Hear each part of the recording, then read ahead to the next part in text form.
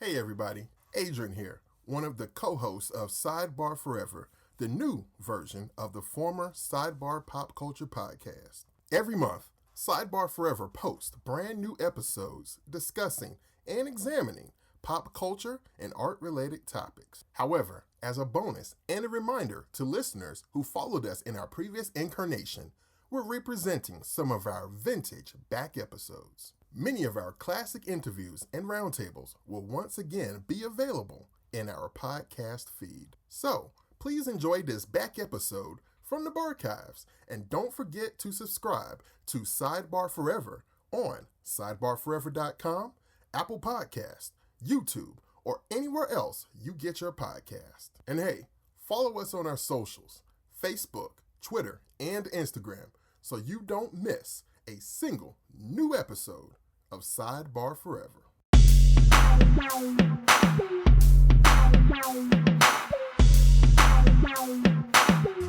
Ladies and gentlemen, today Dwight and I have come full circle. We are proud to present to you an interview with painter, illustrator, and concept artist Marko Djurdjevic.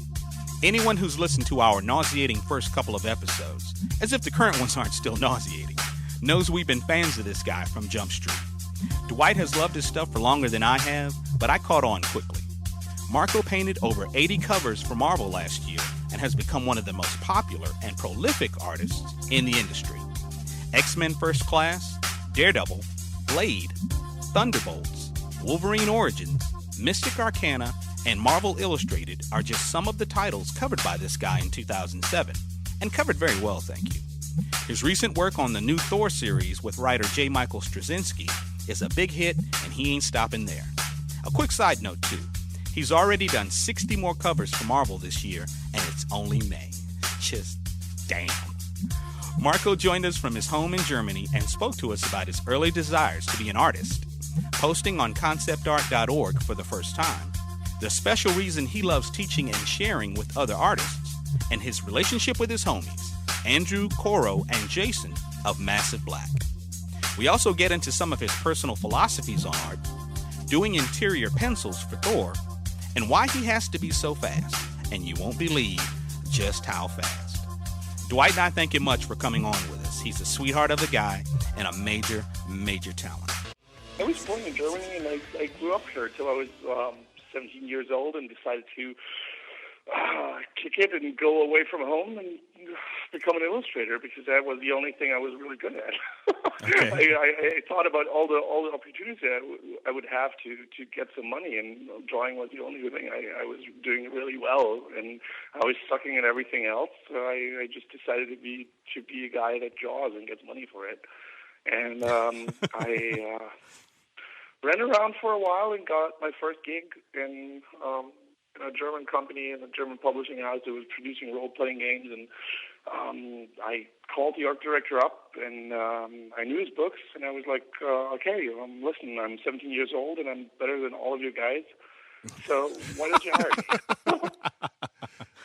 And he went he for laughed it. his ass off, and yeah, well, he gave me an appointment, and he told me to come by and show him my portfolio. So I jumped on the train a week later and went down to his office and showed him my portfolio, and he was blasted away. He basically hired me on the spot and kicked all of his other illustrators out of the game and let me do it from that point on. Seriously?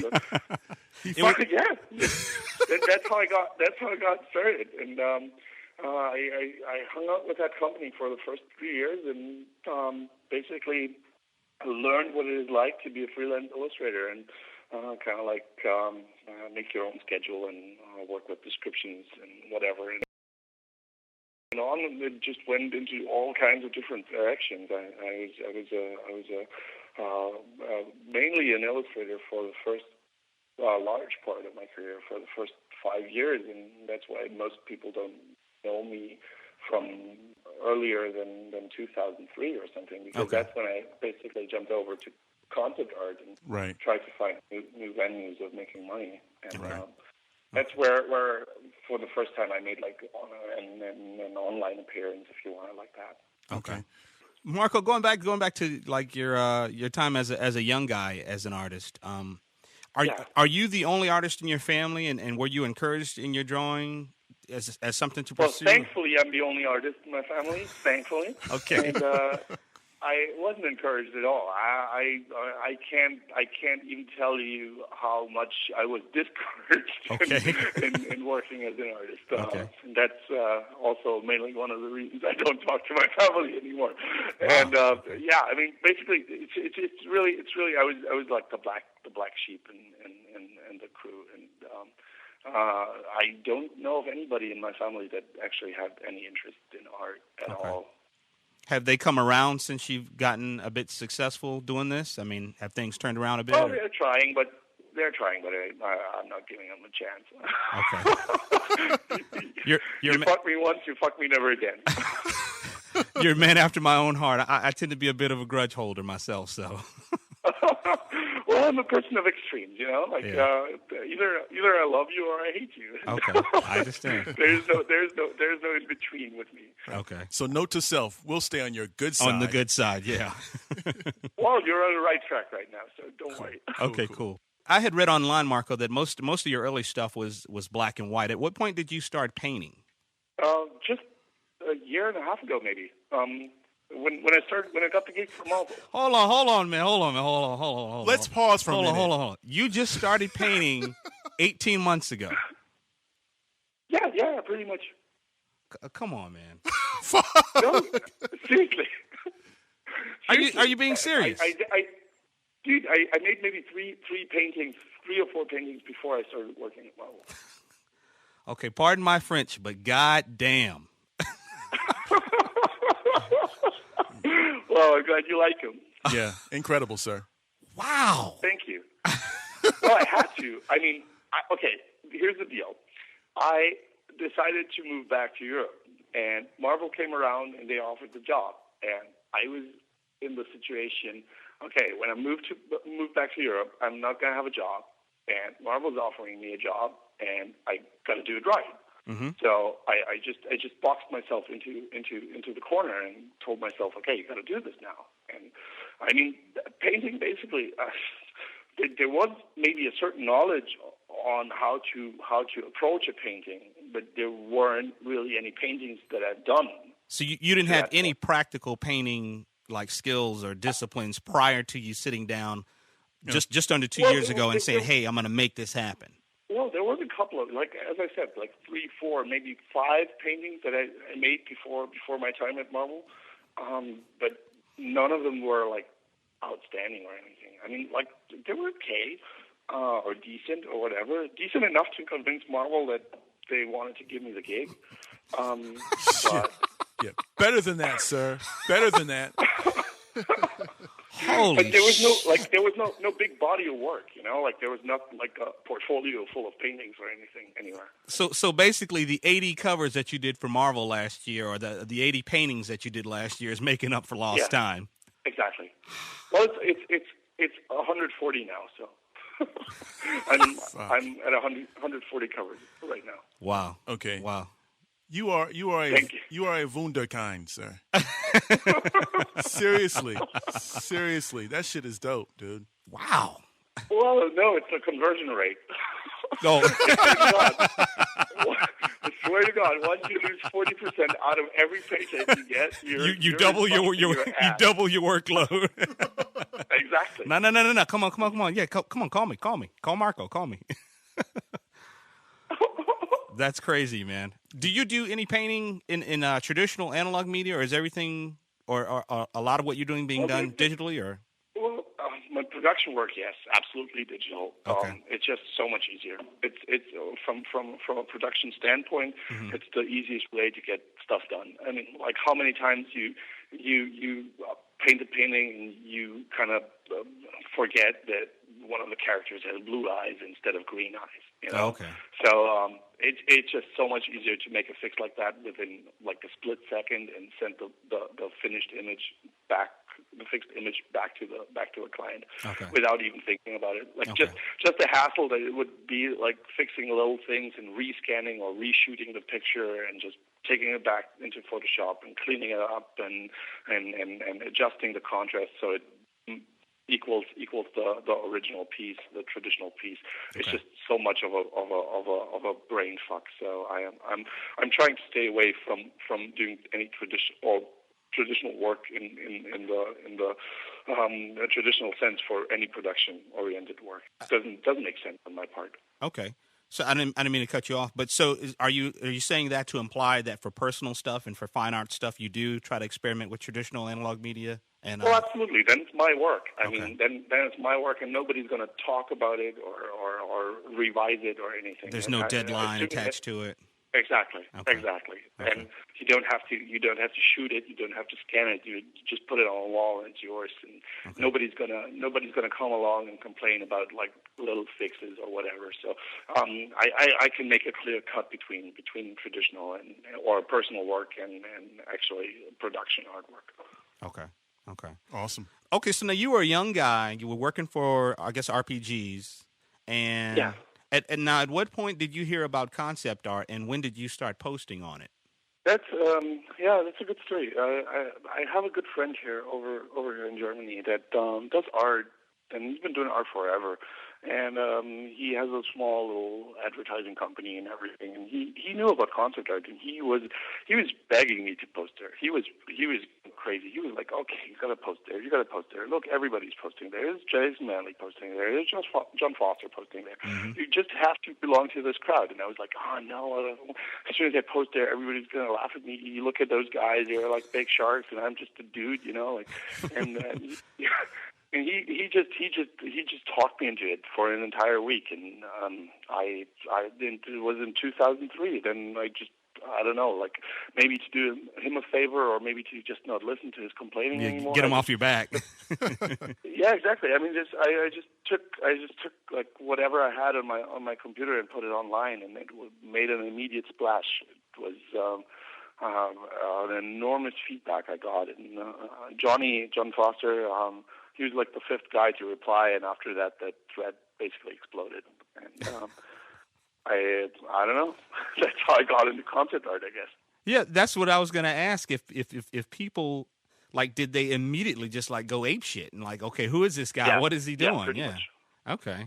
Yeah, I mean, I got on the first day I posted there. Jason Manley. He wrote me a PM and asked me to work with him. Wow. Okay. So that pretty much sums it up. That basically it sums it up. So I was there when he started planning out Massive Black with Andrew and Coro, and I was one of the first guys working for MB, and just helping him out from Germany. And then when they opened up the studio in San Francisco, I was one of the first guys to actually fly out and start full time there. Okay. So yeah, that's how it went. Okay, and your friendship with Andrew and with Jason actually just grew online. You guys didn't meet until much later, right?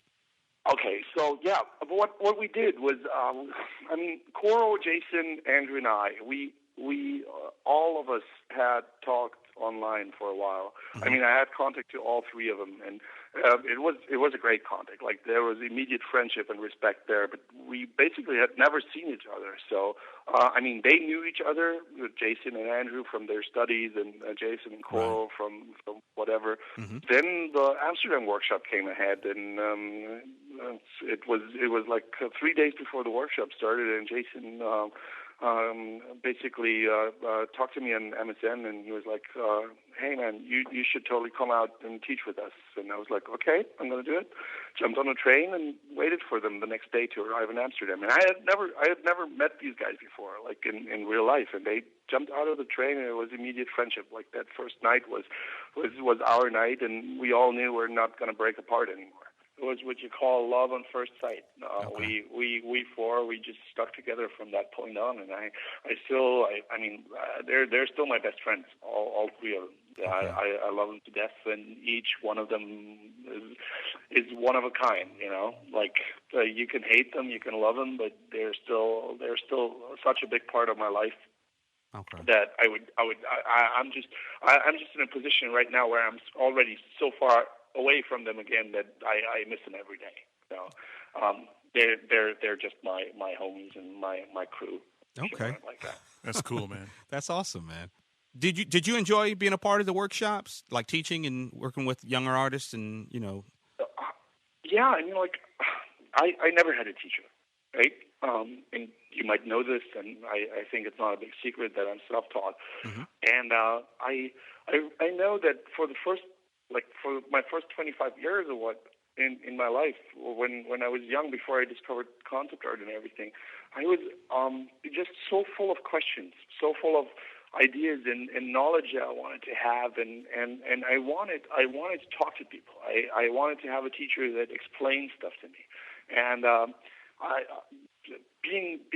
living in Germany and not having any chance to like really contact people that interested me because of their art was creating like this vacuum where I had to do it on my own somehow. I had to answer these questions for myself. I had to find solutions to certain questions by myself.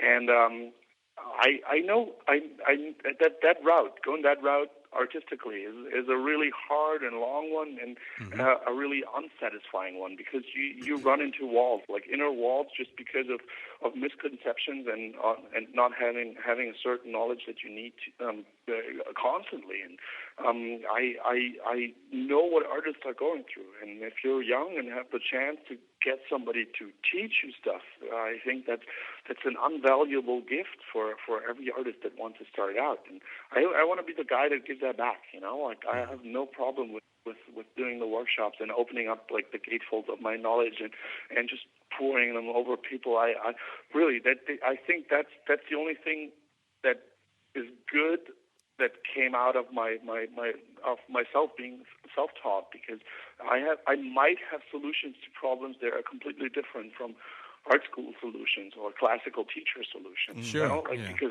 I had to do it myself. I had to figure it out myself, and I love to share that. I love when people ask me about it.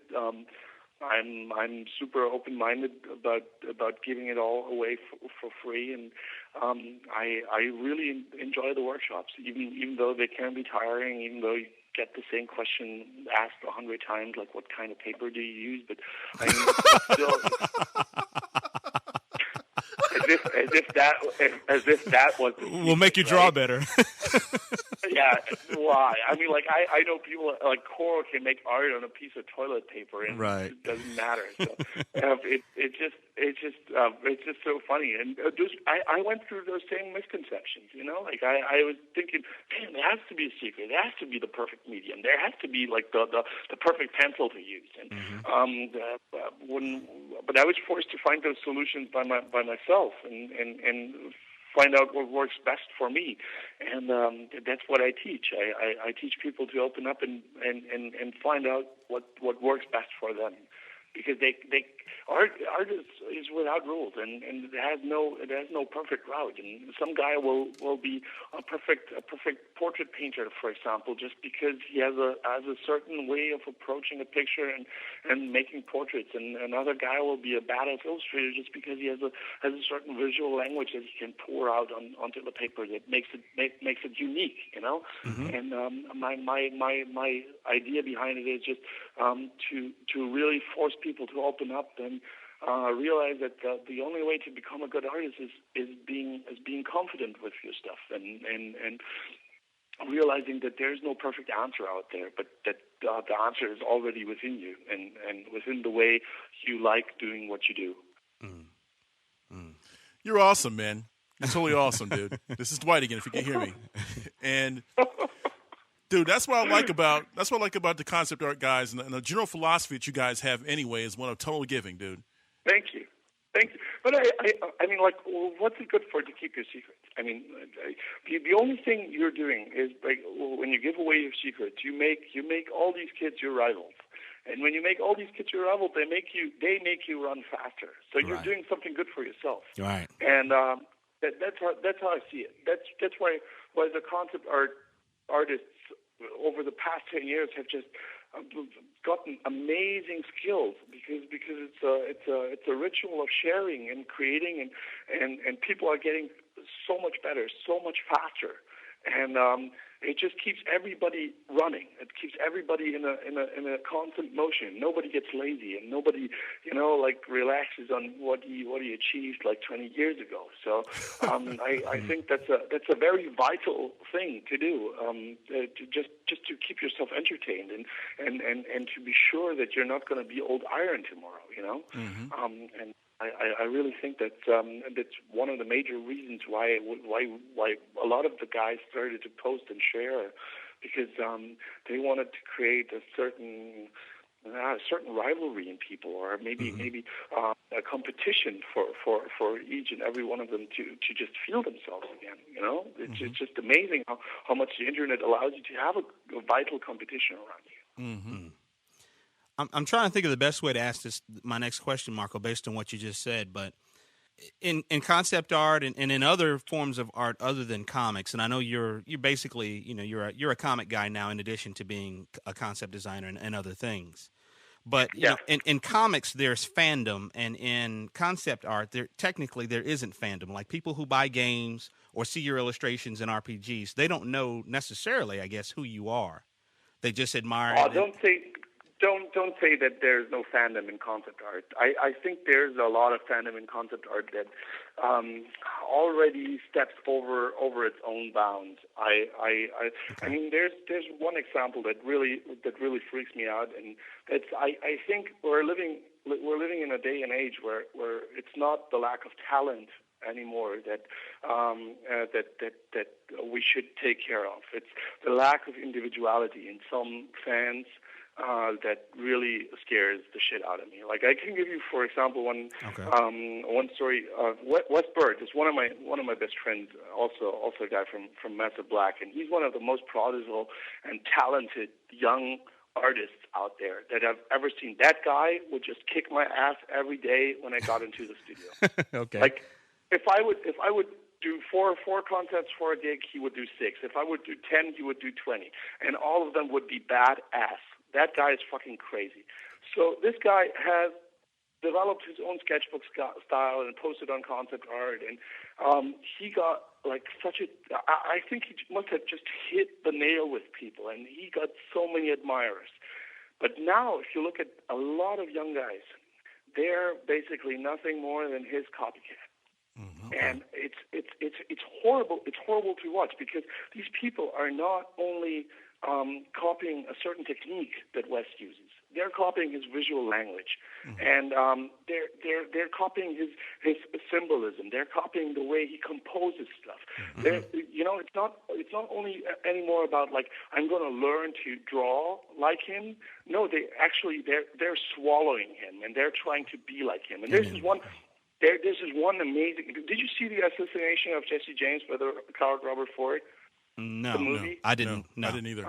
There's this amazing scene between Brad Pitt, who's Jesse James in the movie, and Robert Ford, who's played by Casey Affleck. And Robert Ford wants basically to be like Jesse James. He wants to take his place and whatever. So Jesse James is lying in the bathtub, and Robert Ford is coming up from behind, and they're having a conversation. And Brad Pitt asks Robert Ford, so I can't figure it out. I can't seem to figure it out. Do you want to be like me, or do you want to be me? And that actually hits the nail with all these copycats, because they, at one point in their lives, have seen, okay, Wes is great. Wes has a lot of admirers. Wes gets 5-star threads. Wes gets everything he wants. And now, instead of trying to be a good artist for themselves, an individual artist that has his own language and achieves all of this by himself, they're just trying to take everything that Wes has done and get the same fame and the same gain out of it. Mm-hmm. And that's a horrible thing that happens in a lot of young kids that I'm witnessing right now, that are just, you can't stop them. You can't tell them to look around and be individuals by themselves. Mm-hmm. And I had this one conversation with one fan, with one Wes admirer, that just freaked me out. It's just a year ago or something, and he was showing me his portfolio, and it was like I was looking at Wes's work. It wasn't like just the technique. I'm really not talking about the technique, because technique is something that can just enhance your visual language. It was basically, he was ripping off every single piece of ideas that Wes had already shown. Every way Wes would compose pictures was blatantly copied. Okay. So I asked him, I told him the portfolio as itself is great. It's a great piece of work, and it's awesome that you achieved that much. But you don't want to be Wes. You want to be yourself. And the only answer I got from him is, yeah, but I want to be better than him. And that really freaked me out, because that says a lot about our culture. If you don't want to grow alongside with somebody, but if you want to be better than him, if you want to beat him, right. you know, that's really frightening and really sad when people actually want to beat somebody else. You know, that's not friendly competition anymore. It's unhealthy at that point. Yeah. Yeah. And that's maybe my biggest concern about the people growing up right now. They have access to, they're young, they're still malleable, they don't have a developed personality. They just see one artist being successful, and they focus their mind on that and tell themselves, I'm going to be like this person. I'm going to put every effort into that to be an exact copy. And they don't develop individuality anymore, and that's a thing that I'm afraid of in terms of artistic growth and the generation that is coming after us. Okay, so when I mentioned fandom before, the correlation you're making is the fandom that exists in concept design is really more from people who would presumably be peers rather than like lay people who are enjoying the product. I see what you're saying. Okay. So there's a desire to replace or surpass the people they're watching versus. Yeah, exactly. And look, none of these new guys have stepped up as a teacher by themselves. You know, none of these new guys has actually for himself created a new crowd of people and a new crowd of followers. They're just basically basing everything up upon the generation that came before them, and it's not good. It's not good, because if they had their own visual language, if they had their own individuality and personality speaking through their art, they would already have millions of admirers themselves. But in the situation they're in, they're just always going to be, the clone, if you want it like that. Exactly. That's fascinating. Interesting, Marko. Very interesting. Mark. No, I mean, you went down a serious rabbit trail, but that was cool. Yeah, and we love rabbit trails. That's good. Keep going. Okay. Okay. At what point did things really start to cement for Massive Black and its beginnings, and CA, and you really deciding, okay, I'm gonna move from Germany and move to America? Well, I think you've been to that San Francisco workshop in 2005, right? Yeah, I did actually. Okay. The physical studio opened up in 2005, right after the workshop. Wow! But we already have been working together on a freelance basis for a year and a half at that point. We started back in 2003, I think, and Jason was in his garage, and Andrew was still working at Retro, and Cora was still working at Shaba Games, and I was in Germany being the freelancer. So we all already chipped in work and started creating this thing, and the physical headquarters got necessary when the workloads got so big that we basically had to have a core team. We had to be all in one spot and be able to talk to each other and do work together on finishing our projects.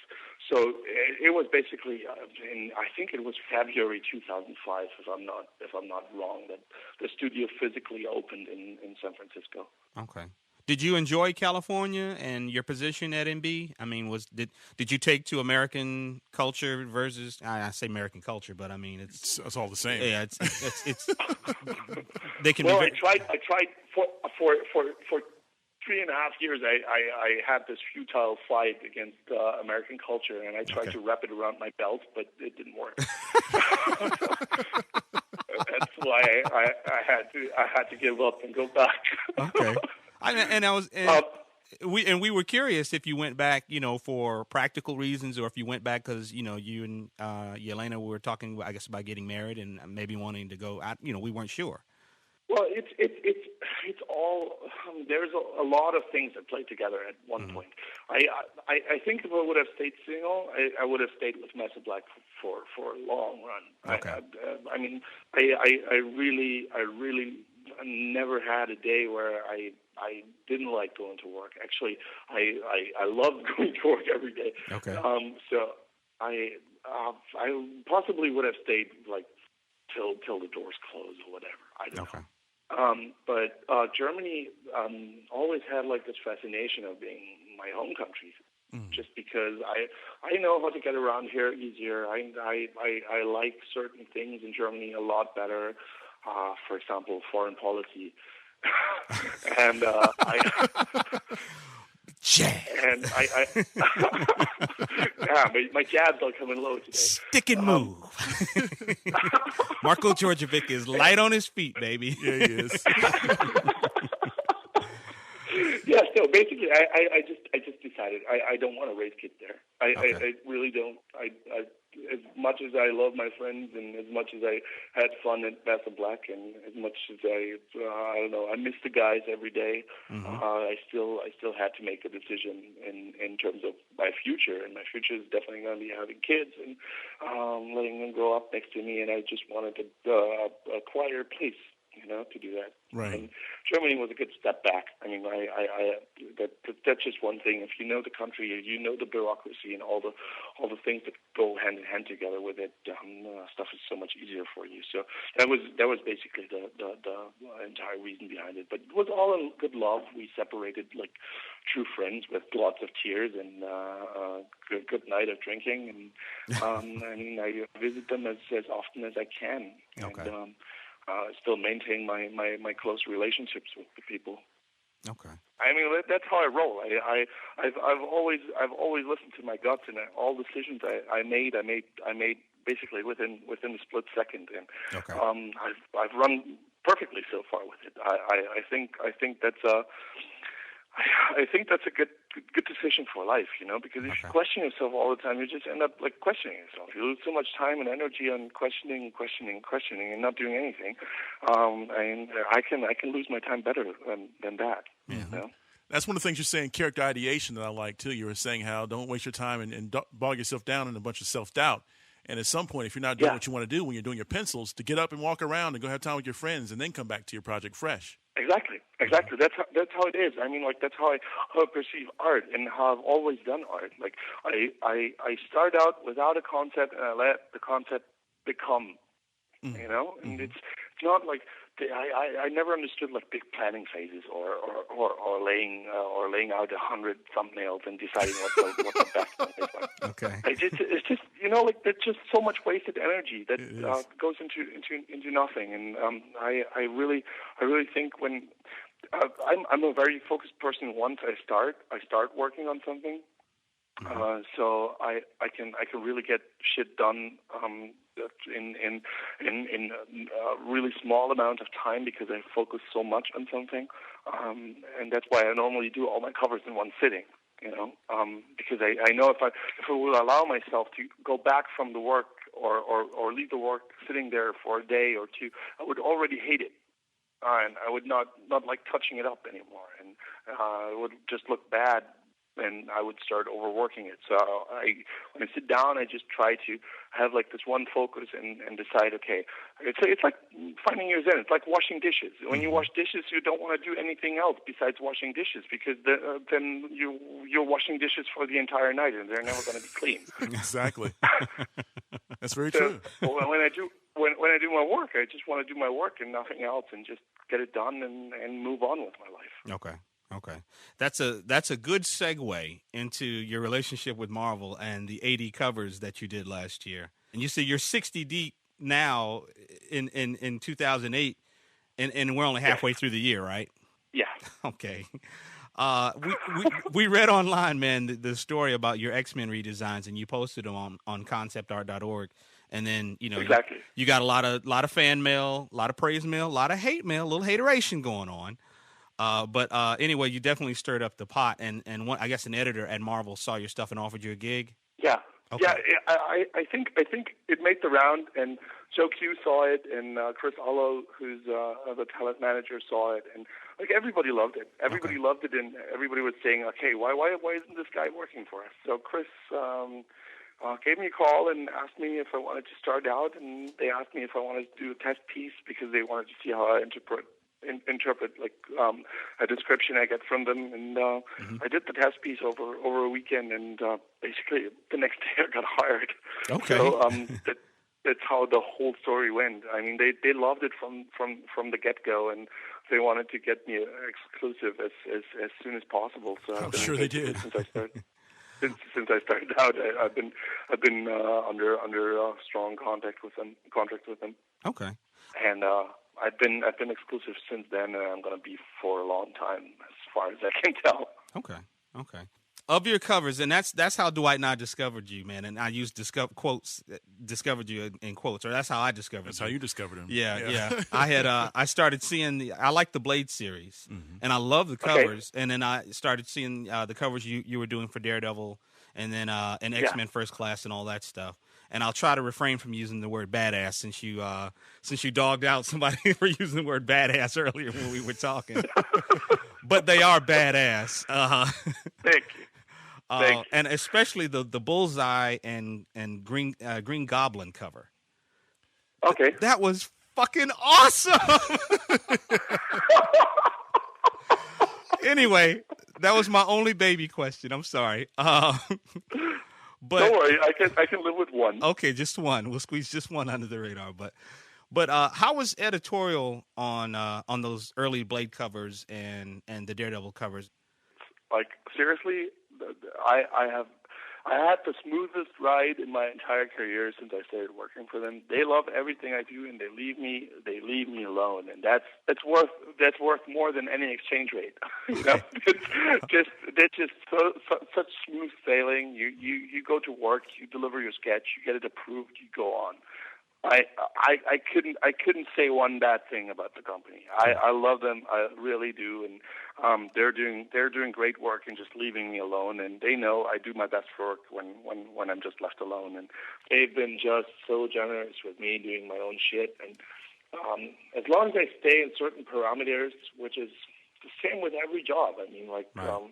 Okay, I'm drawing superheroes in spandex. I'm free to do whatever I want. Like, I can't be sexually offensive. I can't be, like, politically incorrect. But everything else is basically free to do. Okay. And it can be sexually offensive and politically incorrect in my personal work. And we encourage that, Marko. Exactly. Yeah. I live for that. The cover with Wolverine, the Blade cover with Wolverine, I forget which one it is. I think it's number 6, but number 5. It is number 5. Okay. Did you ever think that, man, they ain't gonna go for this because it was too graphic and it was too violent? I mean, the whole thing of the claws going through Blade's head and coming out under his chin and going out the top of his skull. They said I rendered it tastefully.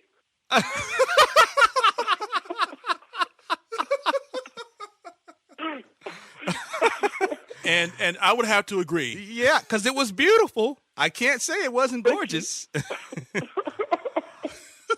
Thanks, man. That was the one that made me say, okay, there's something else going on in this guy's head. That's the way I think. I think weird. Okay. Later on, the Blade covers went from being more illustrative, in my opinion, to being more like graphic designy and more propaganda-like. Like you started incorporating text and flat color and other things, and the illustrative part tended to be like a smaller part of a larger picture. Whose idea was that, or if it was your idea, why did you go that direction? Well, basically, Blade had it was direction. It was I was the main part in this. And the reason was basically the Blade series got canceled so many times, and I just tried something different. Nobody was really believing that the series could make it, so I was just put on it and got free reign, and they basically told me do whatever you can to save it.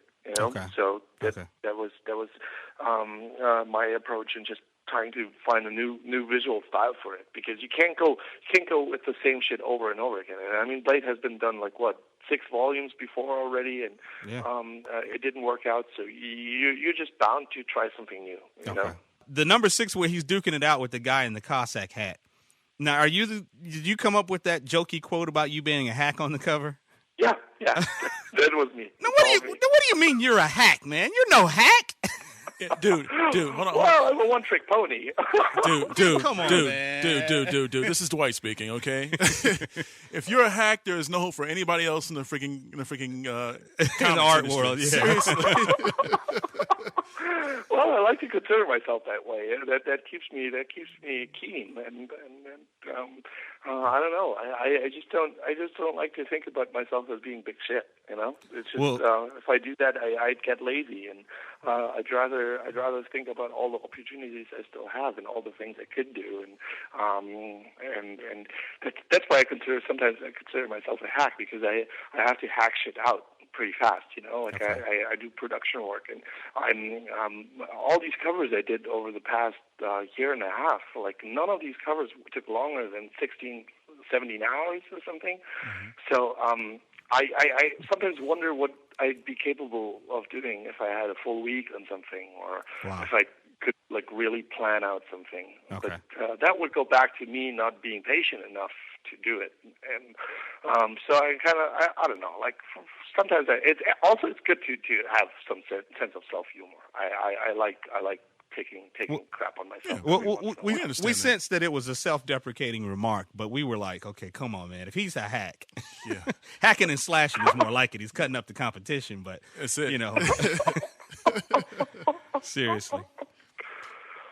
No, thank you, man. Thanks. You're very welcome. You're very awesome, welcome. sir. You're awesome. So to go to potential video game companies that you dealt with in the past, Dissonance. When did Dissonance come along, and how did that work for you? Did you move there? Oh Jesus! Okay, this is a funny story. Okay. I was sitting in Frankfurt, Germany, where I used to live for a while, and I got this mail from a couple of guys that were telling me that they opened up a new studio in what was it, Fort Lauderdale, and they wanted to hire me for 1 month on the spot, and they offered me a good bunch of money for it. I mean, it was really, really a good salary for a month of work.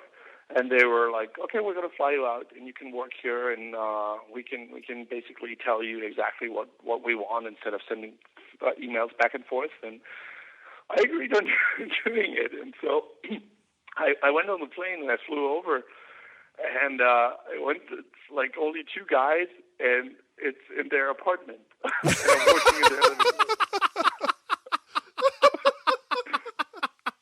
And these 2 guys had saved money for I don't know how long, for months and months, just to be able to fly me out, pay me a badass salary. So I could sit in their living room for an entire month and design their game that they wanted to pitch to companies. Hey, I gotta give them their propers, because I would have done that shit too. I'm sorry.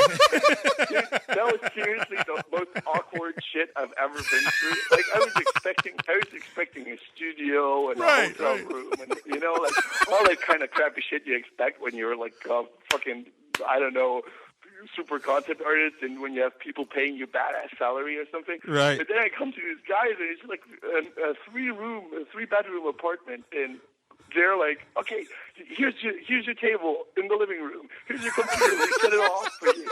And here's your couch where you're going to sleep. Wow. Badass.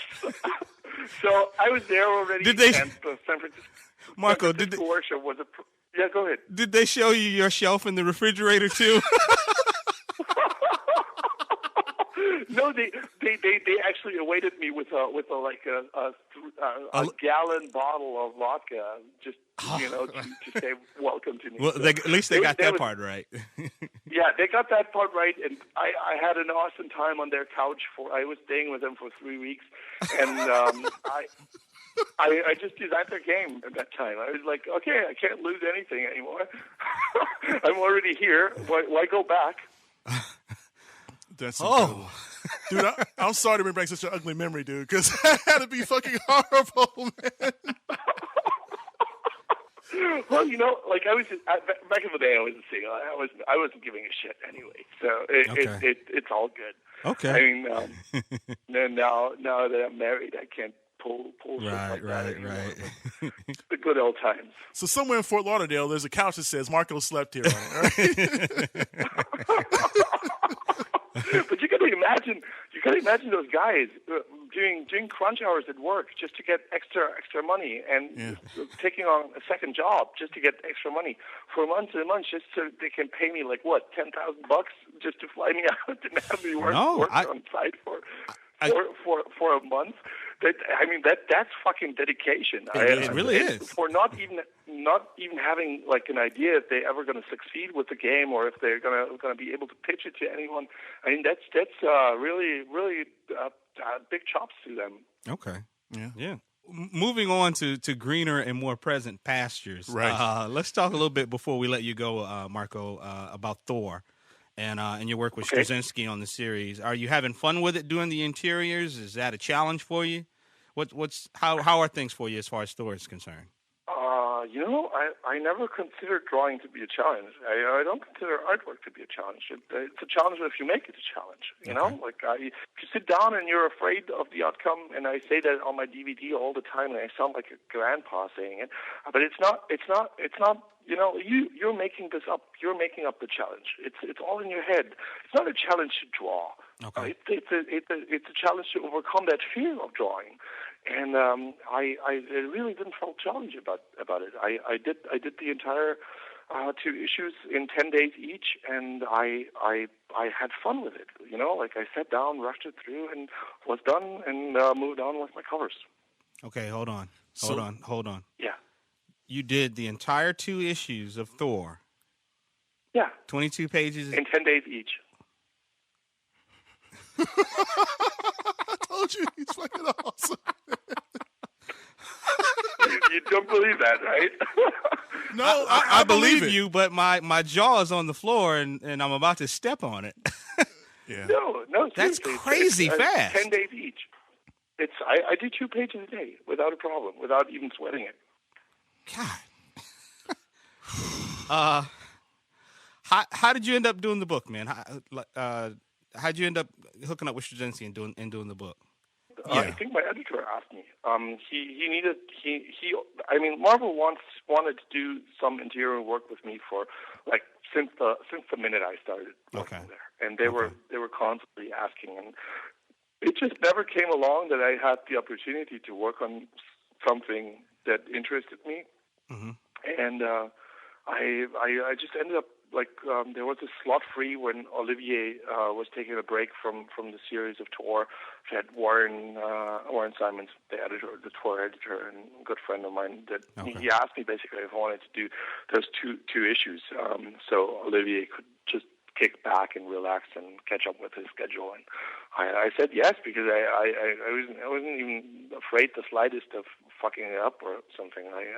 If you can draw, or if you can paint 160 covers or 140 covers in 18 months, you can do comic in any time you want. Okay. And so basically, I just wanted to figure it out if I was a good storyteller on top of that, you know, like because I've never done a comic before, and I wanted to see if I'd have a good panel layout and if I could like let the story flow and whatever.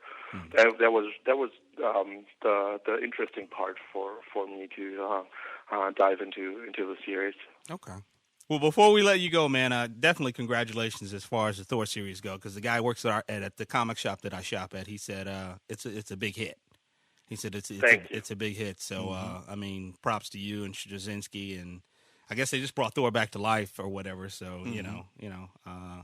Well, I mean, Olivier did a fantastic job before me. The first 6 issues were amazing, and I mean, Olivier is a great artist in his own terms. You know, like I really respect the guy for everything he does, and he's just a fantastic artist, just completely different than me, and but still a great visual storyteller, and I love what he does. So I think he was basically reviving it, and I was just trying to figure it out if I can do it myself, you know, because that was basically also a test from Marvel's side, because now they know, okay, Marko can do this in no time, and we can always hit him up with something, and he can jump around and be our ace card to play when we need him. Okay, well, for sure, and hopefully we'll see more interiors from you based on your work on Thor and the couple of pages that you did in the Daredevil special. Yeah. Yeah, a couple pages you did in the Daredevil special too. I remember that as well. So. Yeah, I mean, all of this is still rushed. Like all of this is still, it's still, like I'm still waiting for a time when the fucking dollar grows back and gets some strength back. I can like really relax and say, okay, it pays off for me to spend a month on a book. Right. As long as that doesn't happen, it's just going to be it's going to be 10 days and 22 pages in 10 days. Yeah. That's cool. Well, I have a statement that I've got to make to you, Marko, before we let you go. It's not even a question, but we started this show a little over a year ago, and we talked with Jason just a couple of weeks ago before, from talking with you. And talking with both of you guys is actually bringing Dwight and I full circle as far as the show goes, because our very first show, we talked about Massive Black, we talked about conceptart.org, and we talked about Marko Djurdjevic. And the very first piece of art that we posted was your X-Men First Class cover. Yep. The very first one that you did. Exactly. And, that's amazing. Yeah, so here we are a year later. We finally got a chance to have a conversation with you, albeit piecemeal with these goddamn phone cards. Well, you guys know, as long as you have money to call me, you can always call me up. Okay. I'm here for you, and I'm open to any kind of discussion down the future. And if you ever want to talk shitty foreign politics or something, I'm here for you as well. Well, and you got to send me that link. I never saw that. I would love to download that first podcast and hear what you're talking about. It's not pretty, right? And forgive us for mispronouncing your name horribly. Right. We mispronounced your name like crazy. You speaking of hacking and slashing? Yeah, it was pretty bad. Well, I can live with that. I think that's funny. Well, we're glad you find humor in it, because we surely do not at this point.